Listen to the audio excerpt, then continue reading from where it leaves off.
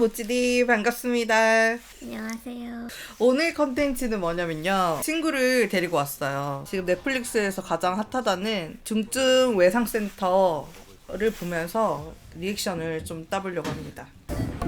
선생님, 흉부외과 저는 수술 중이랍니다. 2시간은 걸린대요. 카디악 탐부대라고 얘기했어요? 제가 합니다. 자. 누가 저렇게 어디 꽉 들어오냐고! 응급실 그냥 들어올 수 있나? 열렸을 때 잠깐 들어온다. 의사도 아닌 놈이 수술방 있으면 되겠어? 아! 내가 일부러 혈압을 좀 낮게 보면서 수술을 하고 있었는데 이 마취가 그냥 보이는 혈압이 너무 낮으니까 승합제를 그냥 써버린 거야. 그래서 혈압이 그 약 때문에 올라가면서 이제 출혈이 더 되는 거지. 미친 거지. 솔직히 각 수술과 각 중에 갑이 우리 거. 근데 마취과가 수술방을 열어줘야 되긴 해. 수술할 때. 외상외과 교수 백강혁입니다. 함부로 교수 사칭하고 그러시면 안 되세요. 아 이봐요. 나 여기 진짜 교수 맞아. 개용 수술했었다고. 아니 반말하지 마시고요. 그래, 반말하지 마세요. 나 반말이 제일 싫어. 그래서 환자 살릴 수 있겠어? 아니, 응급실 당직이시라면서요. 응급실은 어쩌고 버리- 당장 내 앞으로 들어오면 가만수를 내야 되는데 여기서 어떻게 합니까? 헬기에서 환자 머리 아! 1화에서 이 주지훈이 이 의사 들쳐내고 뭐 헬기에서 레펠 타고 내려오는 거? 산으로? 거기서부터 멈췄어. 그 말도 안 되는. 아니, 저기서 어떻게 머리를 열어? 근데 이국종 교수님이었으면 하지 않았을까? 지금 기도 확보도 안 돼 있는데 머리를 연다고? 있어. 그딴 쎄 같은 새끼 필요 없어. 다른 마스크 선생 불러. 지금 시간 비는 마취과 쌤 안 계세요. 황선우 쌤 뿐이에요. 중환자실 간호사인데 막 수술실도 들어가. 그러니까 그게 말이 안 된다고. 근데 얘는 무슨 혼자서 다 해. 아주 만능이. 아니, 난 주지훈이 너무 신기한 게 도대체 분과가 뭔데 머리 수술도 하고 심장 수술도 하고. 그 지금 만능이네. 원래 응급실 의사 선생님 다 잘하는 거야? 근데 또 중증 외상이라고 하면은 그러니까 외과적인 부분이잖아. 뭐 외과 종류도 흉부외과, 뭐 신경외과, 그냥 일반 외과 뭐 이런 게 종류가 다 있거든. 근데 주지훈은 다 하냐고. 어떡해. 다 해. 대단한 의사인데? 병원에 저 한 명만 있으면 되겠네. 근데 나중에 같이 하거든? 근데 더 잘해. 현재 우리 병원으로 이송 중이랍니다. 너무 무섭겠다. 일하고 있는데 저렇게 오고. 아, 내가 환타였거든. 환타가 간호사들 사이에서 이제 환자 탄다고 엄청 막 바쁘면 야, 누가 환타냐 이렇게 찾아. 그러면 저 소생실에 항상 나는 갇혀 있었어. 그래서 출근부터 퇴근까지 막 CPR 하면서 오거나 밖에 다른 구역에 있다가도 상태 안 좋아지면 소생실로 넣어가지고 뭐 이것저것 처치하고. 마취과 쌤 지금 환자 상태 안 보이세요? 벌써 혈액만 12팩째예요. 이러다 환자 사망하면 책임지실 거예요? 자다 와서 이게 말이 안 되죠, 저런 상황이 지금. 서로 대화도 안 할 것 같은데. 안 하지. 아예 말 안 섞어. 각자 교수님 오시고 나서 감사팀에서 경고 메일 10번도 넘게 받았습니다. 아니 그니까 그 심평원에서 삭감을 하겠다는 그 명분이 뭔데? 명분이 아닌 기준이죠. 아니, 뭐 얘는 파트장이야? 왜 파트장이 무슨 삭감되는 뭐 어쩌고저쩌고 저런 걸 신경 쓰고 있어. 아무도 저런 거 관심 없다고. 간호사 일하기 바쁘지. 거냐고. 저 매일 보지도 않아. 그러니까 간호사가 얘밖에 없어. 내가 봤을 때 지금. 이게 문제야. 그러니까 그 간호사들이 이거 보면 짜증나서 끄는 거야. 얘 혼자 다 하니까. 나 때문에 3편까지 봤는데 어때? 일단 이 캐스팅부터 잘못됐어. 저렇게 키 크고 얼굴 작고 잘생긴 의사는 없어요. 우리도 우리 그 분야가 나오면 짜증나서 안 보긴 해. 맞아. 나는 일하는데 진짜 물 한 모금 못 먹고 바빠 죽겠는데, 뭐 드라마에서 항상 그런 게 많이 나오잖아. 뭐 간호사는 스테이션에서 막 뭐 히덕거리고 뭐 밥 먹으러 갑자기 어디 막 가고, 중간에 현실과 너무 다르고 반영이 너무 제대로 안 되다 보니까 아예 안 보는 것 같아. 신의 손처럼 모든 걸 해내고 이런 게 뭐 드라마로 자체로만 보면 재밌겠지. 킬타임으로는 괜찮지. 진짜 있으면 좋겠다 저런 사람. 근데 보면서 나도 부황부황하다. 아무래도 친구들이 간호사니까 난 더 유심히 보니까.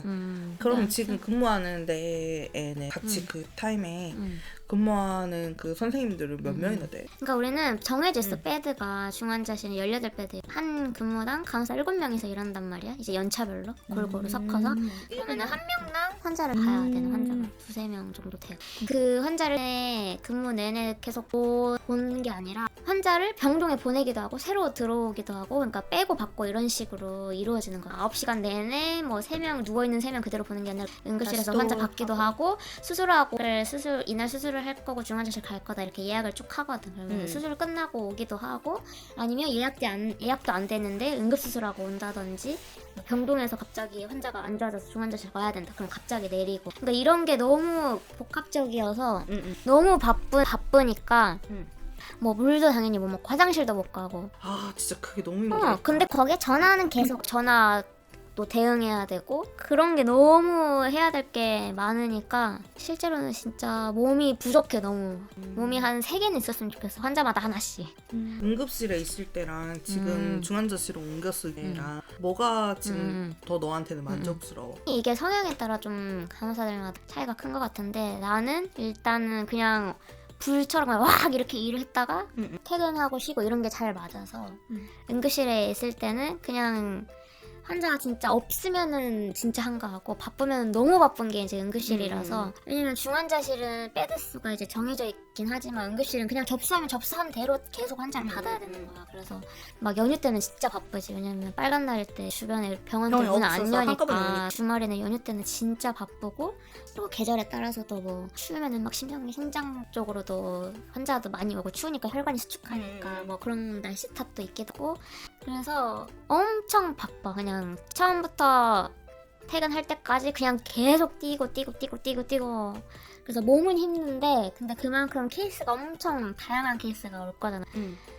그래서 그냥 극단적으로 뭐 다리 잘라져서 다리 들고 오는 환자도 있었고 엄청 별의별 사람 많지. 뭐 자살 시도하는 사람들도 있고 머리 깨져서 오고 뭐 이런 엄청 다양한 케이스가 많으니까 그런 게 막 바쁘기도 하고 그래서 막 응급처치해서 집으로 보내기도 하고 응급수술 간다고 해서 뭐 수술방 보내기도 하고 병동 입원시키기도 하고 그래서 나는 이 환자를 이 잠깐만 보면 끝이야. 그래서 그런 게 나는 오히려 좋았어. 그러니까 이 환자의 끝이 있는 거지. 근데 이제 중환자실은 입원하고 나서부터 시작인 거지. 중환자실은 뭐 보는 환자 수가 정해져 있으니까 응급실보다는 몸은 덜 힘들죠. 근데 이제 뭔가 응급실은 다양한 케이스를 간호를 한다면 이제 중환자실은 좀 이제 좁고 깊어지는 거지. 이제 쉽게 말하면 교통 정리를 하면은 그 정리된 환자를 내가 이제 지금은 외과 중환자실이니까 외과계에 뭐 수술하고 오거나 그런 환자들을 이제 받아서 그때부터 나는 이제 시작인 거야. 그래서 중환자실. 그래서 더 많이 알아야 되고 그래서 몸은 덜 힘들지만 뭔가 환자를 되게 좀 장기적으로 길게 끌고 봐야 되는 경우가 있어서 실제로 그 중환자실을 채비하는 그 기간이 길진 않은데 내과 환자들보다는 그래서 나는 외과가 더 맞긴 한 것 같아. 응급실이 그립냐고? 다시 가고 싶진 않아. 몸이 힘들어서 지금도 응급실 같이 일했던 간호사 동기들 이제 만나면은 맨날 똑같은 얘기 반복하는 듯한 에피소드들 막 말하는데 응급실에서 일했을 때 그치 얼마나 많은 일들이 있었겠어. 뭔가 응급실에서 이제 한 4년 차 때까지 일했으니까 그래도 볼만한 케이스들은 많이 봤고 그 다음 치료 과정이 이제 궁금한 거지. 신규 때 응급실에서 일할 때 소생구역이 제일 이제 안 좋은 환자들 거기 이제 넣어놓고 집중 치료를 하는 곳인데 엄청 어린 애였어. 한 7살 이랬나? 근데 걔가 이제 소생실에 있다는 거야. 왜 가고 봤더니 음주운전 차에 이제 킥보드 타고 가다가 치여가지고 아마 CPR을 했었나? 근데 아마 죽었던 걸로 기억해. 보호자들 막 엄청 울고 막둥이였다고 했던 것 같아. 그 얘기가. 그래서 아무튼 그렇게 술 처먹을 것이지. 그러니까. 아무튼 오늘 이거 지금 중증외상센터 3화까지 리뷰를 좀 해봤고요. 솔직한 이야기를 들어봤습니다. 네, 한번 다시 봐볼까? 중증외상센터 집에서 감동적인 스토리들 내용 자체가 뭔가 신선하거나 신기하거나 막 와 너무 가슴에 와닿는다 휴머니즘 쩐다 이런 건 솔직히 없었어. 그냥 주지훈 같은 의사가 있으면 좋겠다. 그래서 그게 이제 사람들한테 인식이 이제 좋게 되면 이제 국가 예산이나 이런 게 많이 이제 편성되면 조금씩 더 생길 수 있지 않을까.